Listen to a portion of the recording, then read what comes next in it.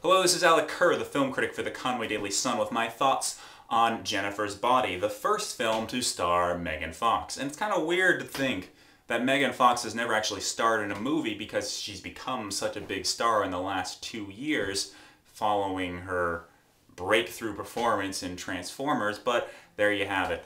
And a lot of people have been kind of quick to jump on, oh, she can't act, she's talentless, she's just a pretty face.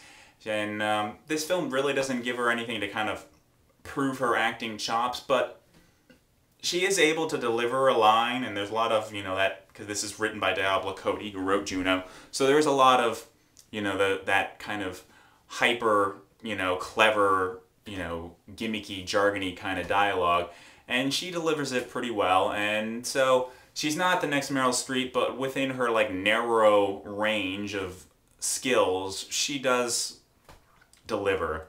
Will she ever be able to be more than just kind of the, posing, pouty girl? Probably not. But what she's asked to do here, she does do well. Not that she's asked to do much. The movie as a whole, a lot of people had high expectations for it because it was the follow-up to Juno by Diablo Cody. And this isn't nearly as good as Juno. For the people who really loved Juno, there were a lot of people that also really hated Juno because of her hyper-stylized dialogue.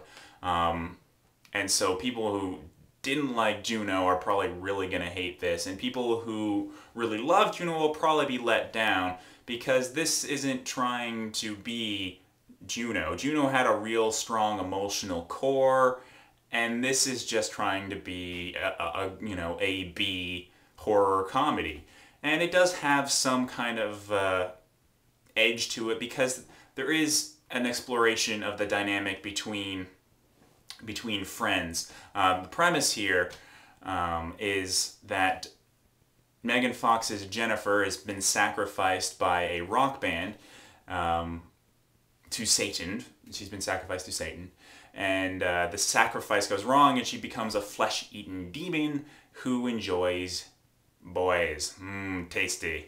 And the only person that can stop her is her BFF, played by Amanda Seyfried.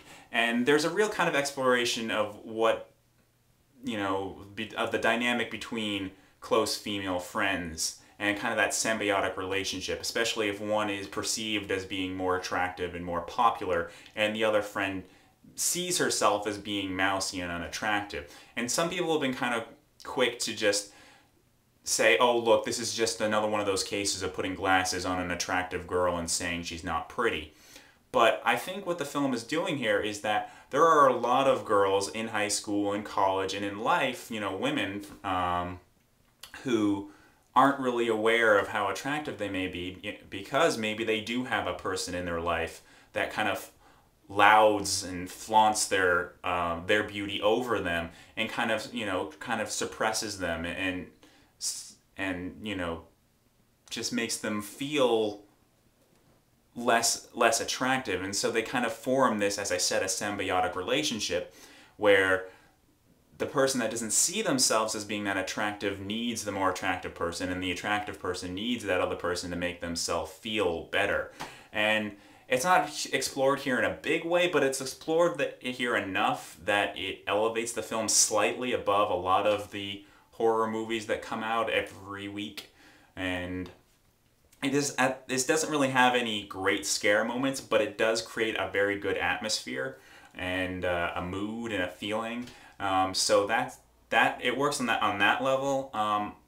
As I said, this is not a great movie. The real star here is Amanda Seyfried. She just gives a really strong performance here. She really holds the film together. People will probably recognize her from Mamma Mia, Mean Girls, and Big Love on HBO. And she's very good here. She makes the movie worth seeing. And then, of course, there's, people will want to see the movie for Megan Fox just to look at her. Well, teenage boys, and young men will want to see it for Megan Fox. And there's plenty to ogle here. But beyond just ogling Megan Fox, there actually is some value here. And so there's some good, dialogue.